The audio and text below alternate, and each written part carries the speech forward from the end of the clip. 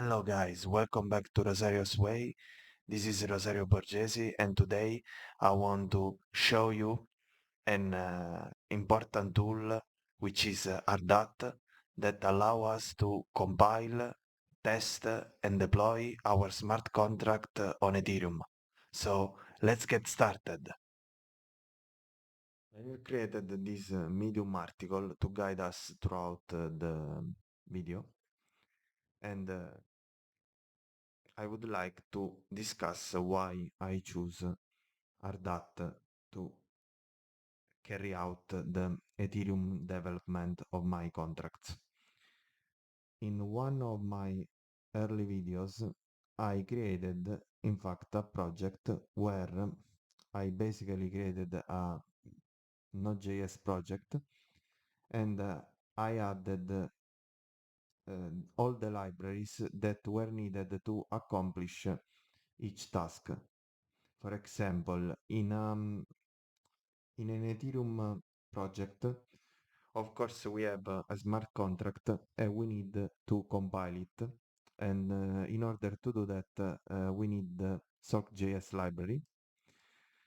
Also, we need to test the uh, contract in a local blockchain. And in order to accomplish this task, the Ganache library was useful. Furthermore, there were other libraries that were needed. For example, Truffle supplied the provider, which is a library needed in order to connect to a node of the blockchain in order to deploy the code and to uh, contact to talk with the blockchain. And there were other libraries needed, like I used in that project web3.js, but you could either use Ether.js in order to interact with the contract. And also other there were other headaches that were caused by my preference of using TypeScript over JavaScript. So I needed to configure a tsconfig.json file and the compiling of the TypeScript code into JavaScript was developer's responsibility. So as you can understand, a lot of libraries were needed in that project and I had a lot of trouble in order to configure all all these libraries. And on top of that, when I started to develop an ERC20 token, I I encountered a roadblock because I was unable to compile the smart contract and to deploy it to the blockchain. So thanks to OpenZeppelin, I came across Ardat, which is a framework and which embraces all these libraries that I have discussed and allow us to create a new project that has all the libraries needed to compile the project, to make the tests, to write the tests, to it also has headers.js and it allows us to create either a TypeScript or a JavaScript project and so it has streamlined the process and has avoided me a lot of headaches that I had in the past. So uh, I would like to create a new Ardat project in this video, but before doing that, we should take into account some things.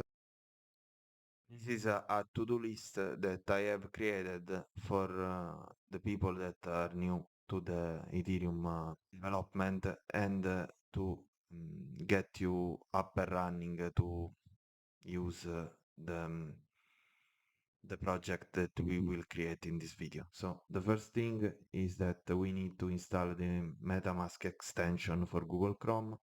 I have provided you all the URL needed. Uh, then you need to create a MetaMask account.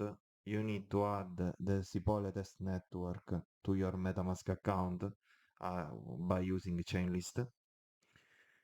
Then we need a faucet because we need some test headers in order to deploy the contract and to execute some transactions on our contract. These, of course, are free because are test headers.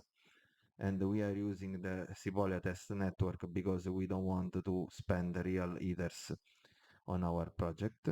Then we need an API key, which we can get from Infura or also Alchemy. Um, I have provided here the Infura URL that allow us to connect to the Sepolia test network. And then, of course, if you like, you can also clone the repository where there is the whole code of this video, or if you like, you can follow me in the step-by-step process. Also, in the Medium article that I have provided you in the description, you will find some useful resources too. For example, we will need the private key of the MetaMask account that you have created, and here it is shown the process to get this private key. Also, we will need here it is explained how to get the API key from Infura. It's just a registration process, and at the end we should get the endpoint to Sepolia and copy it in a specific file that I will explain to you later on. But keep in mind that both the API key and the private key of your MetaMask account should be kept private. So let's create a new RDAT project. Let's create a new directory in the desktop folder.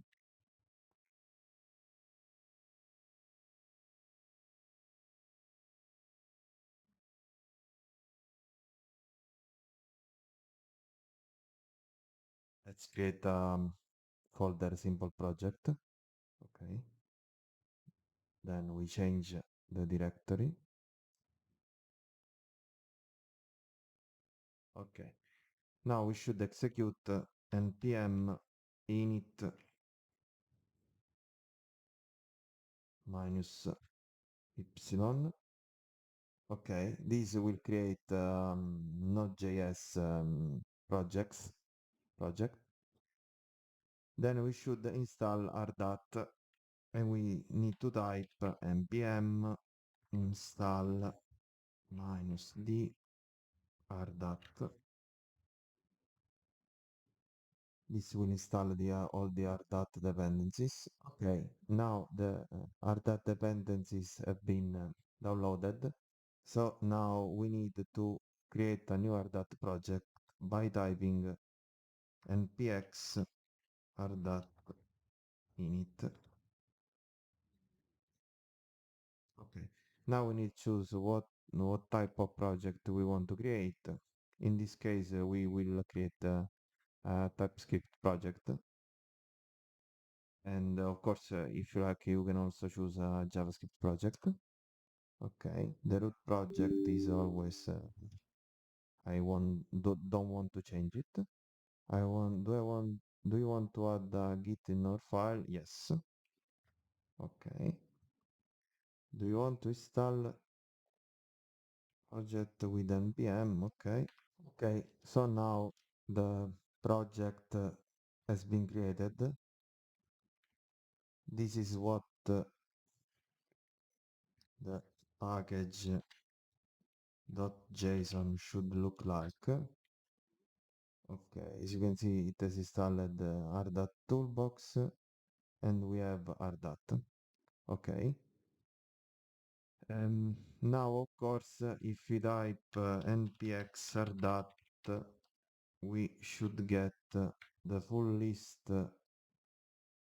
of tasks that can be uh, carried out with RDAT. For example, we can test our code, we can run some script. This starts a local blockchain if we would like to execute some tests to the local blockchain. And then there are of course other things that we will do. We can verify our contract on Etherscan. We can, for example, also start a console. As you can see, it is a very rich framework that it is very useful in the Ethereum development. So to run a specific task, these are all tasks. We should run npx RDAT, the name of the task, for example, to execute the tests, npm RDAT test. Okay, now we need to install the .env library, so we can type npm install -d .env. Okay, this will be needed. And okay, let's look at our package.json file. Okay, that should look like this.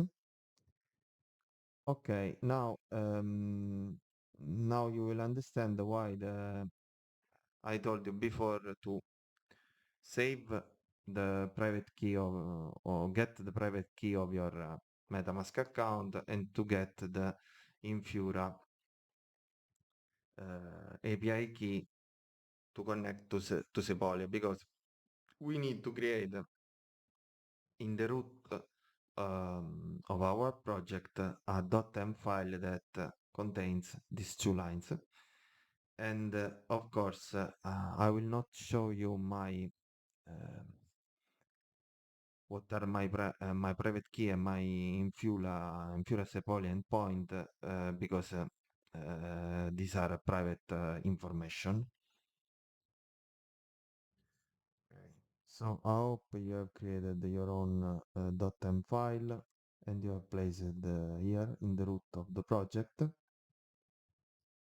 Now we should open the project in our code editor, which in my case is Visual Studio Code.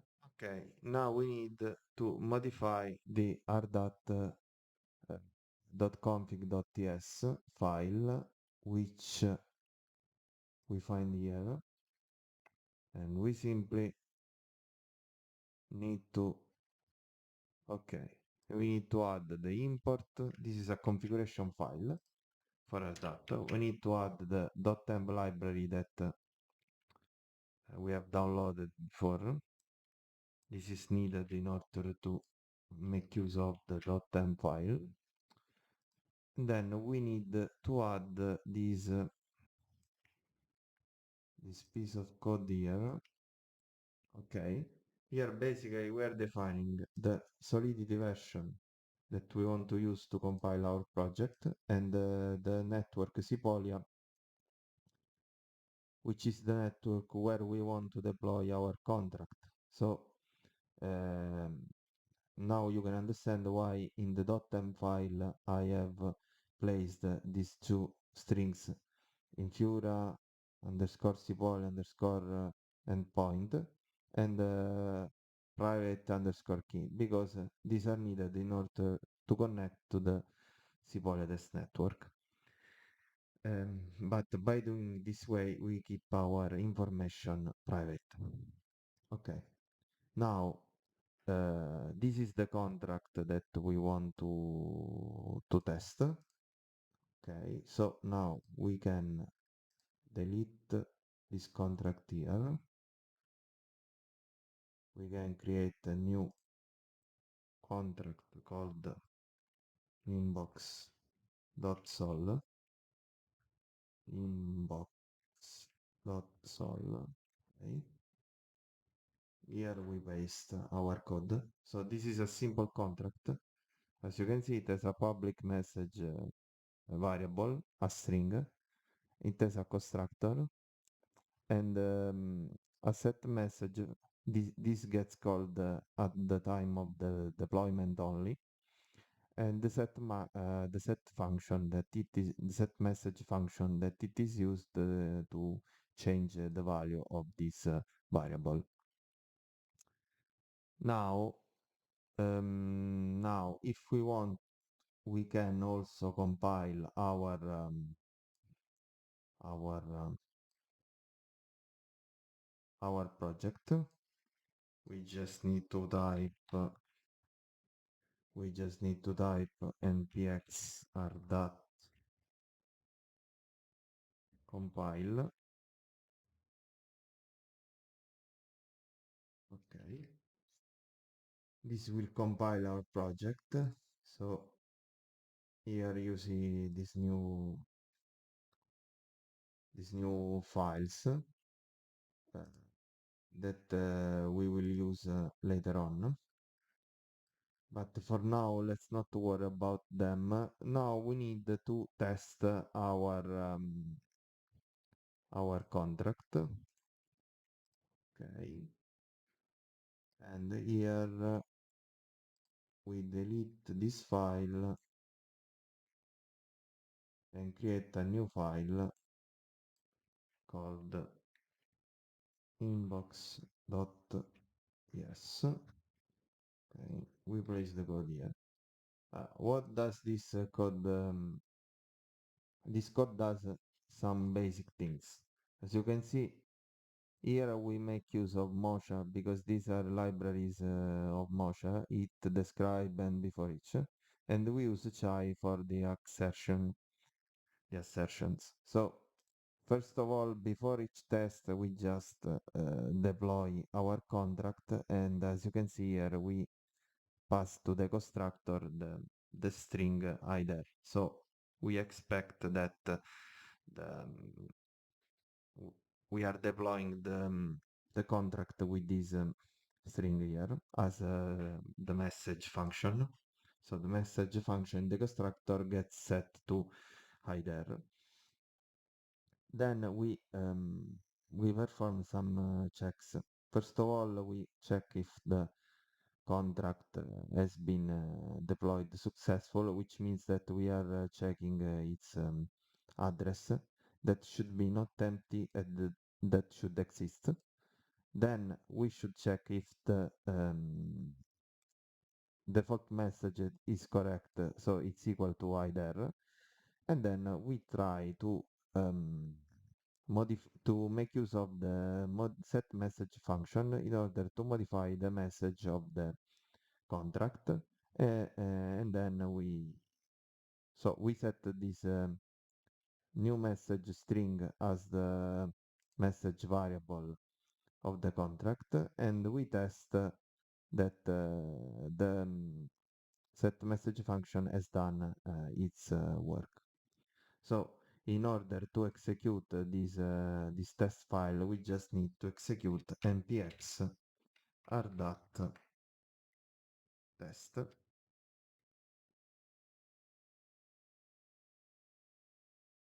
Okay. So the test have been passed. Now we would like to deploy the contract.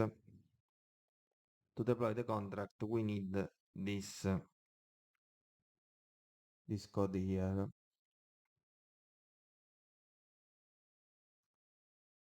that, and we need to create. We can just modify this file here. So this contract basically, this code basically here deploys the inbox contract and provides to the constructor the IDER string, and then logs the address of the deployed contract. So in order to deploy it to the Sipolia test network that we have defined in this file here, we need to execute this code here. npxr.run the script deploy.ts and the network Sepolia. Okay, the contract has been deployed at this URL.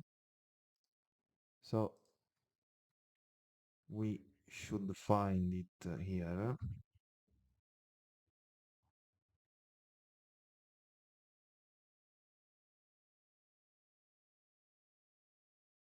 On this website Etherscan, we should find our contract. Okay, the transaction is here.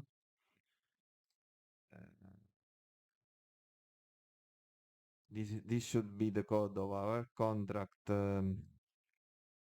So here there are all the information also about the gas fee and so on and so forth. So the contract has been deployed correctly, and if we like, we can also interact with this contract on Remix, because this is the contract that we have deployed. I already have it in my Remix workspace. The contract has already been compiled. Okay, now we can interact with the code. This was a previous code. We can interact the code deployed at the address that we have at which we have deployed the code before. And so if we check message, we see either, but we can also change the message and see hello, write hello. Okay, now it will ask permission because this is a transaction. We confirm the transaction. Okay, we wait a little bit. Okay, the transaction has been confirmed. So if we here type when we call the message function, we get hello. Of course, this is possible because when we create a public function, Solidity also creates a getter function public, so we get the function here.